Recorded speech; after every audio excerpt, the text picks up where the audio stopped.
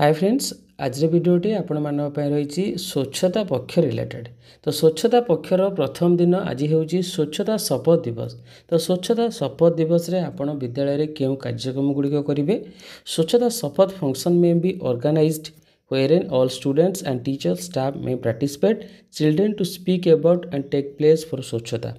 तो स्वच्छता फंक्शन आपण विद्यालय आयोजन करेंगे जो आपणकर समस्त छात्र छात्री शिक्षक एवं स्टाफ माने पार्टिसिपेट करेंगे।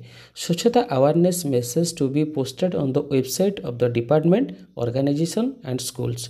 स्वच्छता सचेतनतार मेसेज आपण डिपार्टमेंट आपणकर ऑर्गेनाइजेशन एवं स्कूल वेबसाइट रे पोस्ट करेंगे।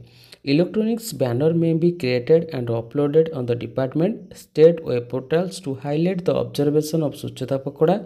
Publicity and awareness generation may be done through use of social media as well as electronic and print media।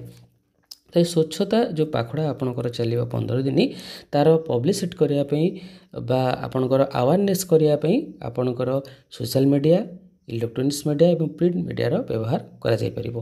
Upload the number of students who took स्वच्छता शपथ and the number of schools participated on Google Tracker and photos, video and publicity material on Google Drive।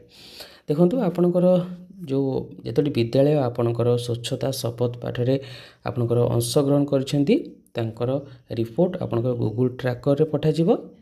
Google Tracker रे मध्यम photo एवं video publicity पई दिया जिवो। तो ये थिला आज प्रपोज्ड एक्टिविटी आपनकर स्वच्छता शपथ दिवस। स्वच्छता शपथ दिवस रे आम शपथ देखा। तो देखो शपथ पाठ आपनकर छात्र छात्री मान गोटे रही एवं कर्मचारी वृंद मान गोटे रही। ये देखो आम ये विद्यालय ना लिखे छात्र छात्री शपथ करुँचु जे परिष्कार परिच्छन्नता अंगीकारबद्ध हो रही एवं से समय देव। सर्वप्रथमे आम यही कार्य आम ठार आरंभ करूँ। आम विद्यालयर घर बस्ती और ग्राम सहर को सफा सुतरा रखापी यथासाध्य उद्यम करूँ। आम कौन स्थान मैला करूँ ना। अपरिष्कार स्थान को आम निजे एवं अन्यर साहाय्य सफा करूँ। स्वच्छ और सुस्थ परिवेश गठन आमर मूल लक्ष्य। आम दृढ़तार सह कहीपर कि स्वच्छता करुवा आमर प्रत्येक कार्य स्वच्छ भारत गठन में सहायक हो।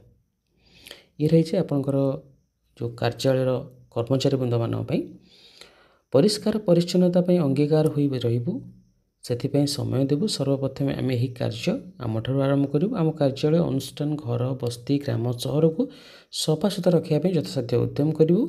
आम कौन स्थान मैला करूँ ना। अपरिष्कार स्थान को आम निजे अन्यर साहाय्य सफा करूँ। स्वच्छ और सुस्थ परिवेश गठन आमर मूल लक्ष्य। आम दृढ़तार सह कहीपर कि स्वच्छता करुवा आमर प्रत्येक कार्य स्वच्छ भारत गठन में सहायक हो। तो ये थिला आजर एक्टिविटी स्वच्छता शपथ दिवस।